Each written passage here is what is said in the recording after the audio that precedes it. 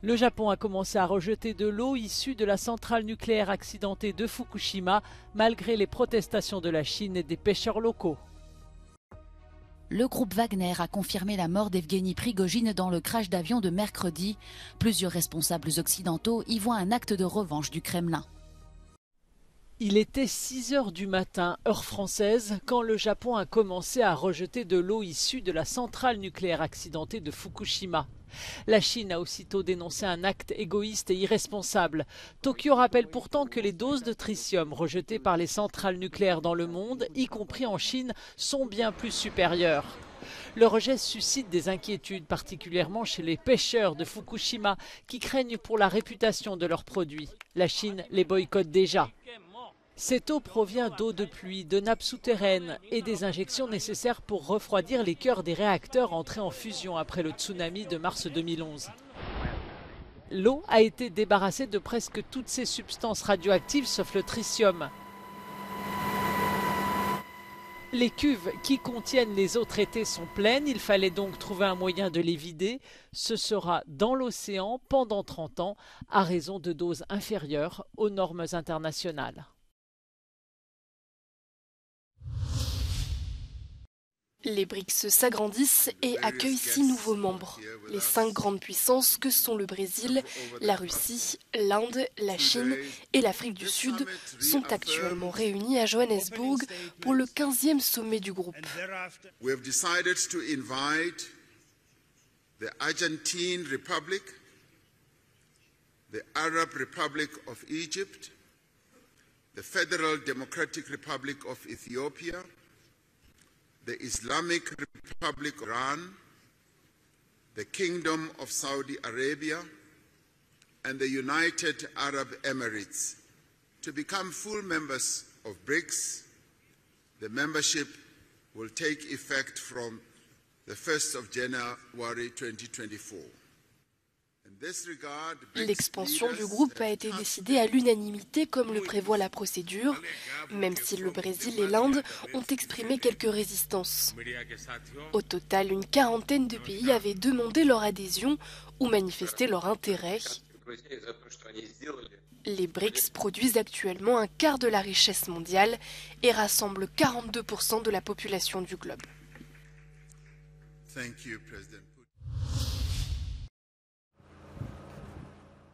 Après l'agence du transport aérien russe hier soir, c'est au tour du groupe paramilitaire Wagner de confirmer la mort de leur chef Evgueni Prigojine dans le crash de l'avion privé dans la région de Tver ce mercredi. Sur les réseaux sociaux proches de Wagner, les hommages se multiplient. Plusieurs internautes qualifient Evgueni Prigojine de héros de la Russie et de véritable patriote mort à cause des actions de traître. Le cofondateur de Wagner et bras droit d'Evgueni Prigojine, Dimitri Utkin, serait également mort dans l'accident. Les données de suivi des vols révèlent que l'avion qui s'est écrasé avait brusquement disparu des radars. Les causes de l'accident sont toujours inconnues. La télévision d'État russe relaie la piste de l'accident à bord de l'engin en citant des détails fournis par l'Agence fédérale du transport aérien. Selon elle, 10 personnes se trouvaient à bord, 8 corps ont été retrouvés près du lieu du crash. Evgueni Prigojine est apparu pour la dernière fois en début de semaine dans une vidéo qui aurait été filmée en Afrique. Les responsables occidentaux appellent quant à eux à rester vigilants. Nombre d'entre eux voient dans cet accident la main du Kremlin.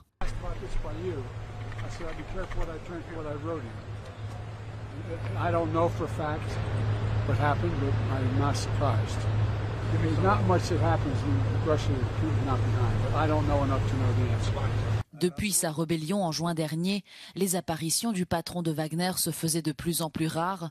Son empire médiatique avait été démantelé et ses miliciens sommaient de s'exiler au Bélarus ou de rejoindre l'armée régulière. Donald Trump est attendu dans une prison de Géorgie pour se mettre à la disposition de la justice après son inculpation pour tentative d'inverser le résultat de la présidentielle de 2020. L'ancien président devrait être placé en détention tout en restant libre après le paiement d'une caution de $200 000. La procédure prévoit également une prise d'empreinte et l'infamant rituel du mugshot, la prise de photos des prévenus.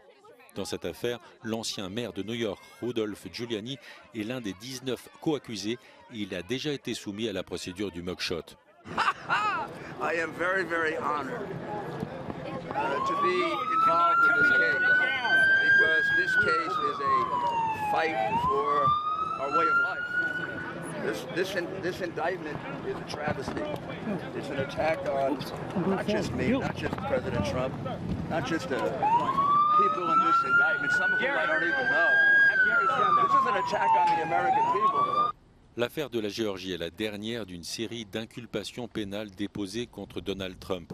L'ancien président américain doit répondre de 78 chefs d'accusation dans le cadre de 3 autres affaires pénales.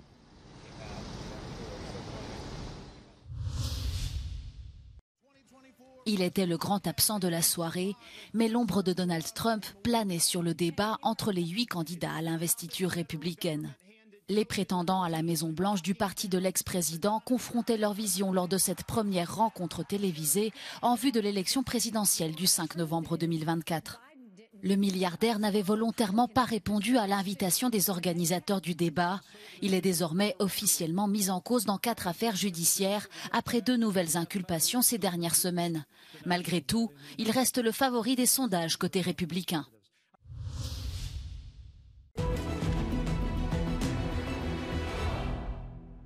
The Ukrainian advance in the Robotyne area in western Zaporizhzhia region brings Ukrainian forces closer to launching operations against second lines of defense that may be relatively weaker than the first Russian defensive line in this area. The Institute for the Study of War says Russian forces deployed to the wider western Zaporizhzhia area have been defending against Ukrainian counter-offensive since the start of it without rotation. They do not appear to have uncommitted regular units in this area. This suggests that second lines of Russian defense may be significantly less heavily defended. Ukrainian offensive operations in other sectors of the front remain important because they can fix Russian units in place and prevent further lateral reinforcement. Ukrainian offensive operations south of Velika Novosilka, here in this area, proceeding in parallel with operations towards Melitopol in this direction, present Russian defenders with multiple dilemmas and the need to choose which axis to reinforce. Ukrainian offensive operations around Bakhmut here have fixed elements of multiple Russian airborne divisions and separate brigades in the area, as the Institute for the Study of War has previously noted, rendering them likely unavailable to stiffen Russian resistance in the south of Ukraine. The Institute for the Study of War states sound campaign design requires balancing between waging a decisive main effort and avoiding allowing the enemy to concentrate all reserves on stopping a single obvious thrust. Ces casques blancs viennent de sortir un corps des décombres. Plus tôt dans la nuit de mardi à mercredi, une frappe russe a touché cette ancienne station de pompage occupée par des déplacés près d'Idlib, dans le nord-ouest de la Syrie. Bilan, au moins 2 civils tués et 5 blessés.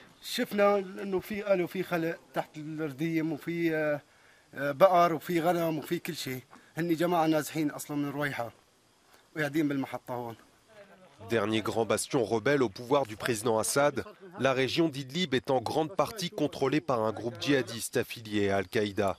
3 de ces combattants ont été tués par les frappes nocturnes. Depuis 2015, la Russie appuie militairement le régime de Damas contre tous ses ennemis.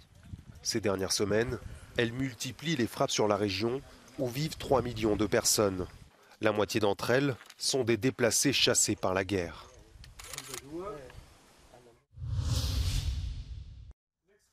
Dysfonctionnement, retard, erreurs sur les listes électorales. Au Zimbabwe, le scrutin présidentiel et législatif qui s'est tenu ce mercredi a été marqué par d'importants problèmes logistiques. L'élection a donc été prolongée d'une journée pour permettre aux 6 millions d'électeurs de déposer leur bulletin de vote. Le président sortant, Emmerson Mnangagwa, âgé de 80 ans, semble décidé à rester au pouvoir. L'opposition incarnée par Nelson Chamisa, 45 ans, dénonce, elle, des fraudes et des entraves. Des pics à 39 voire 40 degrés. La ville française de Lyon et sa région sont placées en vigilance rouge canicule depuis ce mardi.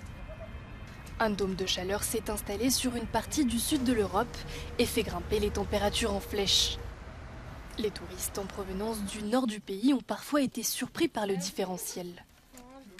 On est arrivé à 11h15 ce matin à la gare. Il y a 15 degrés d'écart, donc quand même. Pour permettre aux habitants de se rafraîchir, les horaires des 2 plus grands parcs de la ville ont été élargis jusqu'à 23h30, voire minuit. Certains musées, comme celui des Beaux-Arts, sont aussi accessibles gratuitement pour profiter de la climatisation. La mairie elle-même ouvre ses portes. While several departments in southeastern France are on maximum alert due to the heat wave, some town halls like this one here are setting up air-conditioned rooms to protect their residents. Pour la maire du 3e arrondissement de Lyon, la création d'un tel espace est capitale pour les personnes les plus vulnérables. Les personnes âgées qui d'habitude jouent au tarot ou à la belote dans les parcs peuvent venir ici pour faire leur partie au frais et continuer à avoir cette vie sociale qui est importante. Michel, une retraitée, supporte difficilement la chaleur de son appartement. Alors elle vient se réfugier ici dès qu'elle peut, avec un peu de lecture. Et que chez moi, il fait trop chaud. Au bout de quelques jours, depuis 3 jours, on ne peut pas faire descendre la température en dessous de 30 degrés et c'est même 31 aujourd'hui. Donc, Les températures devraient redescendre à partir de ce samedi. Une récente étude indique que 62 000 personnes sont mortes en Europe des conséquences de la chaleur en 2022.